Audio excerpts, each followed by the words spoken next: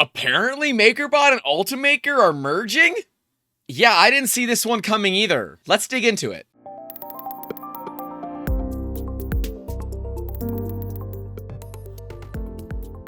Hey, welcome back to 3D Musketeers YouTube channel. If you're here and you love 3D printing news, make sure to get subscribed and hit that like button because we cover the 3D printing news that we love, that we think has good impact on this industry. And speaking of impact on this industry, we've got some potentially unlikely bed partners, Stratasys and Ultimaker, merging. Just like I'm going to merge you into this segue from our sponsor, 3D Musketeers.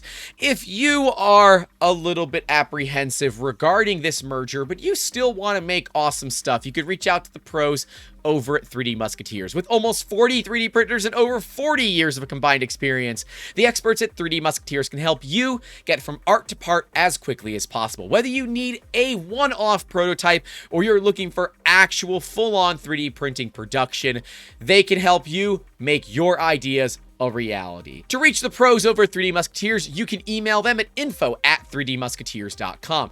But if you don't have any products you're looking to make right now, we totally understand that. But you do want to kick a couple of bucks into that maker fund to help these videos become better every single day, you can do so over at Patreon, patreon.com/3D Musketeers, with tiers starting as low as $1, or you can hit the join button and help us out with a YouTube channel membership. We greatly appreciate your support. And you know what? If for some reason you can't support us financially either, a like and subscribe goes a long way. Hey, share it with someone that you think might like it. That way it helps our channel grow, and we greatly appreciate that.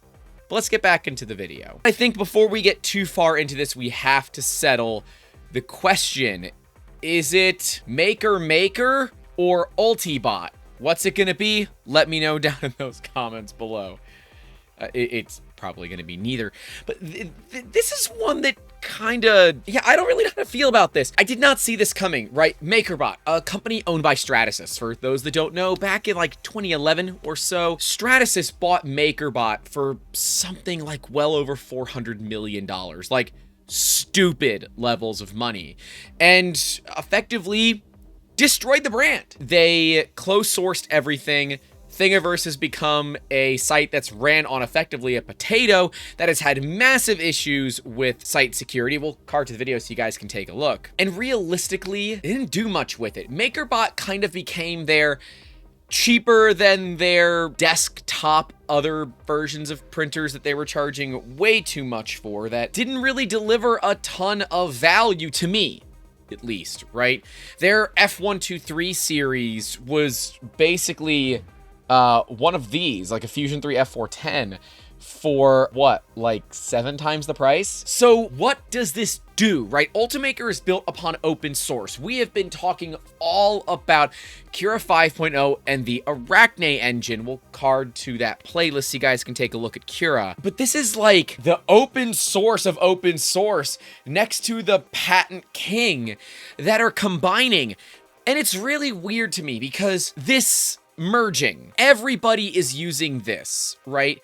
Even Stratasys is saying it's a merger, although the headline for this press release on Stratasys is Stratasys advances its growth strategy to lead industrial polymer additive manufacturing. What the actual fuck does that even mean? Because I don't know. That is not indicative of everything that's in the document. Anyways, back to Ultimaker. It's a merger, but the merger is the two of them, independent companies, coming together to make a third company, where it is $62.4 million total. And NPM Capital is the one that's kind of funding the side for Ultimaker. According to Stratasys, the terms of this agreement are that NPM Capital plans to contribute Ultimaker's assets, invest $15.4 million, and own, this is important, 54.4% of the combined company, while Stratasys will contribute Makerbot's assets and invest $47 million, a considerably higher value, and only get 45.6%.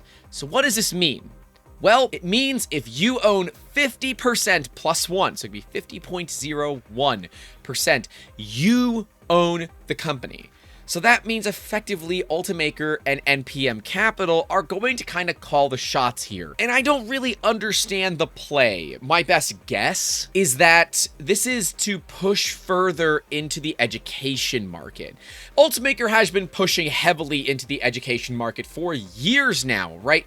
With their Ultimaker 2, the 2 Plus, the 3, now there's the S5, crazy levels of machines that are, well, they're pretty expensive. Are they good machines? Yeah. Do I still hate the fact they use 3mm filament? Yeah, I still hate that. And I know there are reasons for it. Our Lulzbot Taz 6, which is directly above me, ran on 3mm filament until I upgraded its hot end to one that runs on 175. But it is kind of antiquated. Whereas Makerbot has the Method X, which is their fully enclosed, heated chamber, tiny little $10,000 paperweight, especially if you remember the Makerbot Replicator 5th gen, a printer that was so bad it was the subject of a class action lawsuit. Yeah, it was a thing. And we can see that they're pushing the adoption of additive manufacturing. And maybe this has something to do with the AM Forward program that the White House here in the United States released just a couple of weeks ago. We'll card to that video so you guys can take a look if you haven't seen that one. That's a pretty decent program, I think, and companies like Makerbot and Ultimaker are somewhat poised to take advantage of this. So maybe this is them trying to close ranks and better understand it. But the creation of a third company is really the confusing part, because they're still going to maintain their own separate entities, but they're contributing their intellectual property to create a third brand. I don't understand why. I'm glad that the Makerbot CEO and Ultimaker CEO are coming together to run this thing together, right? That means we can hopefully get some handshaking going on here rather than backstabbing, which is kind of what we've come to expect from Makerbot. And don't get me wrong, if somebody offers me quite a few $100 million for my company, I'll be the first one to flip off every single one of our customers, because, well, that's more money than I would ever know how to spend in the rest of my life. And so I don't really blame the Makerbot guys for making the sale. That's a business move. That's a pure business move. But it is kind of a shame to see what Makerbot has done with the community. And my fear here is that all of these patented assets that are coming in, because that's honestly all that Makerbot has, are these patented assets, are going to potentially end up getting some sour taste in the mouth of the makers. I have reached out to contacts inside of Ultimaker, and I've had some friends do the same, and everyone's being pretty tight-lipped about this. I don't blame them. I think it's cool that we're seeing companies come together to try to create a better future, but I don't know the intention, and none of the reports that I've read give us any idea as to what's going on. And yeah, $62.4 million of hard cash as well as assets are a lot of money for a brand new, we're going to call it a startup company, to get off the ground with. And I'm expecting to see some pretty big news coming out of this new company here soon. This is important, and this is right from Stratasys investors page. Stratasys states that upon closing, the transaction is not expected to have a material impact on Stratasys' revenue and is expected to be immediately accretive, which basically means it's gonna grow. Why couldn't you just say that? That's like the pretentious way of saying we expect it to grow. Stratasys will own less than 50% of the new entity, so they will not consolidate it. That's an important thing to note. Because Ultimaker and NPM Capital are maintaining north of 50% ownership of the company, they will ultimately decide what occurs with this company. So what's the benefit here, Grant? Why do I, as the end user, care? Honestly, I'm not 100% sure. I think this is absolutely an education play. These two have absolutely been toe-to-toe for years in the education world, and Lulzbot has kind of trailed as a third place. Sorry, it's not wrong. Because guess what? Makerbot is the brand that people know. Ultimaker is the brand people should buy when they're looking at putting things into a college, and they don't necessarily want something that looks like a Prusa. Something very important to note here. Ultimakers look like they're worth a lot of money because, well, they're expensive. Prusas, as much as I love them, do not exude the we are $1,000 printer, but we can do $10,000 printer levels of work.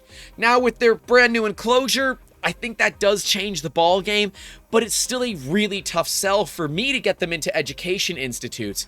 And to be real frank with it, we have Florida Polytechnic University locally to me. I went there. Who was that?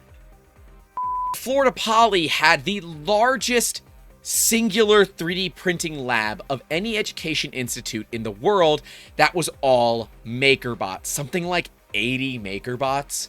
And ultimately, it turned into none, because they were all 5th gens, they were all steaming piles of shit, and they all sucked. And after years of talking with them and some really open and honest conversations with the powers that be, they've now started adopting Prusas as their main print farm. And oh yeah, they're having very little, if any, issues. There's a reason for that. And when you're dealing with a small school like Florida Poly, it doesn't make a lot of sense to go with big expensive printers like an Ultimaker or a Makerbot, because you're trying to bring as much access to the students and not just one or two fancy printers that look cool for investors. But I digress, because that's not the point of this video. I like that we're seeing a lot of people speculating. That means that there could be some good things coming out of this. Do I think it's going to be a long-lasting relationship? I think so. But we've seen some people speculating that this is the start of Stratasys going back onto a buying spree like they did, as you can see, the teenage years of the 2000s, where a lot of 3D printing companies went on buying sprees and gobbled up as much market share as possible. And I think I will speak for most of the industry and say I will completely and utterly write off Ultimaker if they sell to Stratasys, because it's gone. The open source part of it is gone. It will be gone, because that's how it works when you sell to a publicly traded company. They don't want open source. Open source is bad for business. So this will be interesting to see how the open source nature of Ultimaker printers, particularly Cura, because I'm sure Cura is included in this, how this is integrated into the proprietary nature of the Stratasys patent ecosystem, of which including Makerbot. I have enjoyed the fact that Stratasys has left Makerbot as kind of its own entity while still gobbling it up for its market share, and kind of watching Makerbot fall from the heavens back down to earth where they kind of belong. And it's deals like this that might kind of slap them back and understand that their base was originally in the open source community with the makers, and I know it's probably never coming back. But that shouldn't preclude them from looking at open source as a valid way to conduct certain types of business, right? We totally understand that they want to keep this patented chamber heater that, by the way, has expired quite some time ago. We did a video on that a while back. We'll card to that. That was in the early days of videos that I'm still embarrassed to go back and see. So I don't really know here what is the value that Ultimaker is seeing, because as far as I'm concerned, Makerbot hasn't done a lot. We can see the CEO of Stratasys is saying that by combining the strengths of Makerbot and Ultimaker, the new entity will have a broad technology offering, be sufficient in scale, well capitalized, and have a focused leadership team to better compete with a highly attractive desktop 3D printing sector. We'll get to that in a second. They go on to state that today's announcement is consistent with our strategy to focus on industrial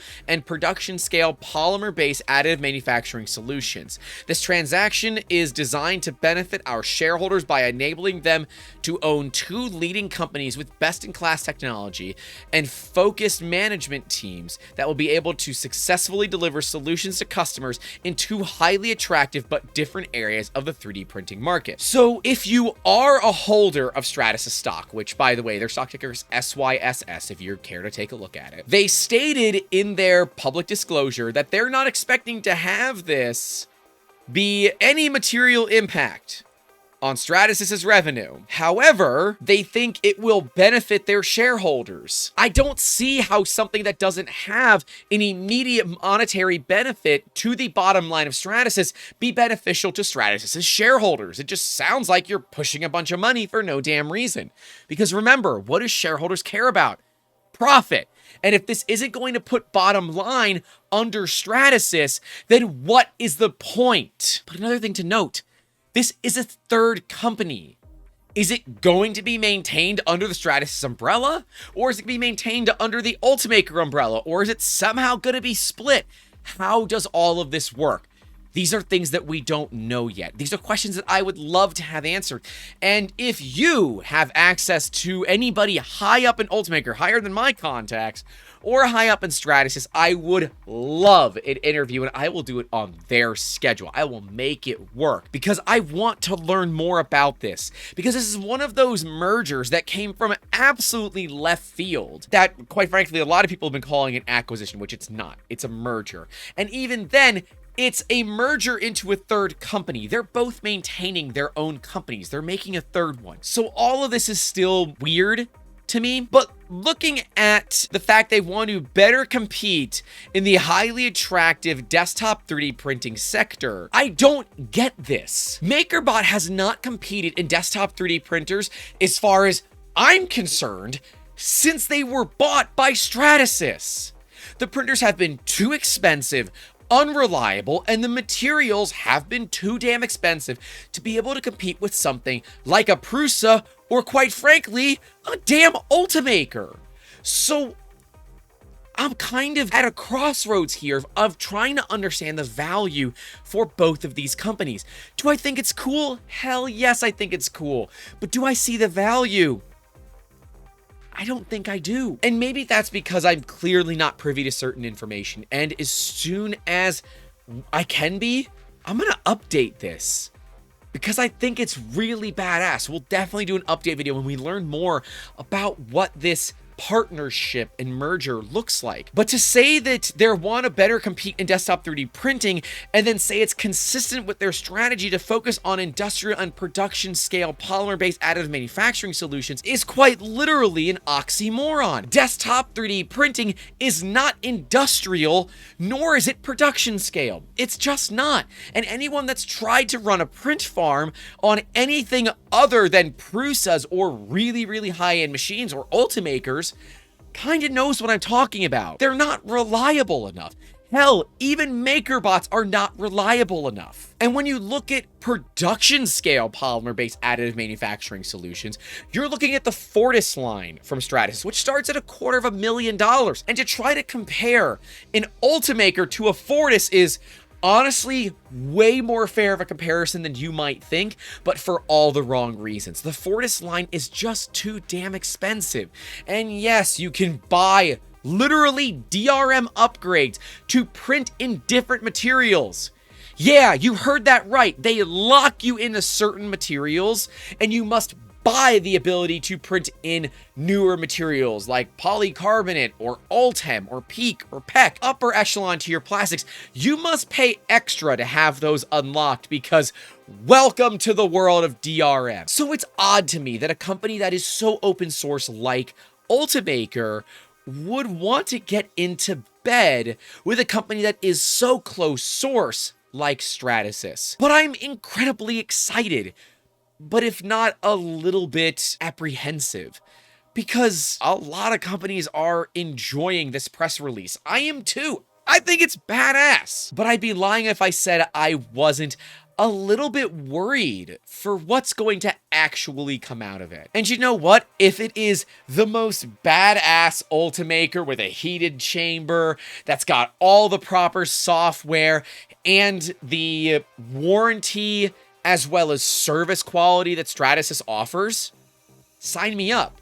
But for the price point that a lot of us are going to want to pay for one of those machines, it's going to have a very stringent target market, which if you ask me, is education and government. Could be small business, but I don't know, Prusa's pushing more and more into that. We'll see. But that's really all I got for you guys today. Let me know your thoughts about this merger down in the comments below. I'm really curious to see what other people think about this, because Twitter's kind of been all over the fence on it, and I want to know what YouTube says. Stay safe out there. Don't forget to call your loved ones. And as always, keep making awesome. Have a good one. Ultimaker has been hard for the educate. That's a bad way to say that. Hey, thanks so much for watching. Remember to put your comments all about your thoughts of the merger down in the comments below. But a massive thank you goes out to our Patreon and YouTube channel member subscribers whose names are listed right next to me at the $5 tier and higher.